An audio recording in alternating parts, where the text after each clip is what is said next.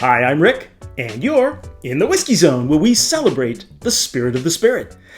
And speaking of celebrating, this week I'm going to give some love to a release from the Scotch Malt Whisky Society because, well, they've been delivering cask-strength whiskeys to their members for 40 years now. So, in honor of that milestone, I'm pouring from their bottle called Bountiful Brownie Bites, cask number 68.107, which means it's from both the Scottish Highland distillery Blair Athol, located in the town of Pitlochry, as well as the Society headquarters in Edinburgh, Scotland.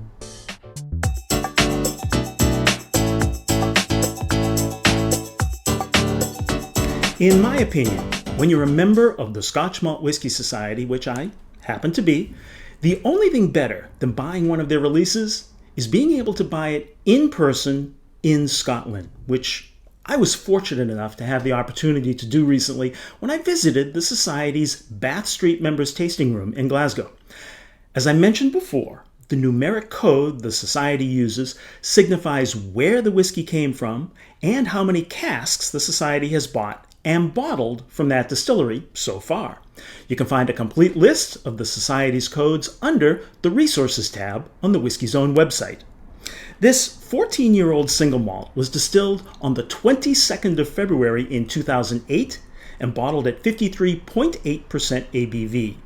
It was initially matured in an ex-bourbon hogshead and finished in an ex-Oloroso hogshead. Now, as with all Scotch Malt Whisky Society bottlings, it's non-chill filtered and there's been no color added. And that natural color is quite lovely, with a kind of polished mahogany, deep tawny look to it. And the legs it produces, they're creeping down the side of the glass very slowly. Now, how can you resist nosing a whiskey called Bountiful Brownie Bites? Vanilla custard, bourbon maple syrup, like doing a deep dive into a butter churn, and warm apple pie crust. So I'm guessing this one's going to be a sweet treat on the tongue. Rum-soaked raisins, gluten-free cinnamon rolls.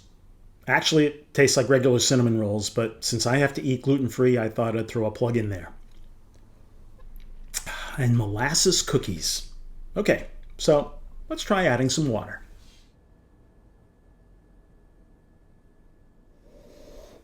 The malt seems to be a bit more prominent now. I'm getting a light ginger, like ginger ale. And Band-Aids. The water opens up a little more fruity sweetness, like a mellow cherry tart. And molasses sugar. The finish has some moderate length to it, with the creamy spiciness of Mexican horchata and a little touch of sugar on the lips. With Society releases, it's important to remember that because it's a cask-strength bottling, it may be different, and probably is different, than what the distillery itself is normally releasing. So it's unfair to review it straight up against other Blair Athol products. That being said, I love a whiskey that digs up intense and memorable flavors, and this one does that, which means the original product was a good starting point. The Society did an excellent job nurturing Blair Athol's distilled spirit here for 14 years. So I'm happy to give the Scotch Malt Whisky Society 68.107 Bountiful Brownie Bites release a 9-finger pour. I hope you got something useful from this 5-minute look at the SMWS Bountiful Brownie Bites. If you'd like more details on this review, as well as uncorking other cool whiskey stuff, please visit thewhiskeyzone.com. And I think you'll be well rewarded by subscribing, liking, commenting, and sharing.